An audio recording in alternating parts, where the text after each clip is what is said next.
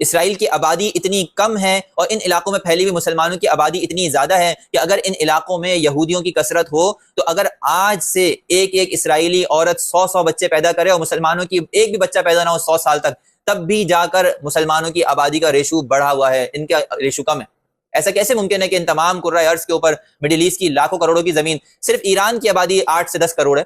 اس کے علاوہ عراق کی آبادی اتنی ہے، اسی طرح سعودیہ کی آبادی 4 کروڑ ہے، اس کے علاوہ یمن کی آبادی جو ہے کم از کم 4 سے 5 کروڑ ہے، مصر کی آبادی جو ہے 5-10 کروڑ ہے، ان کے مقابلے میں یہ اسرائیلی اشاریہ 0.001% بھی نہیں۔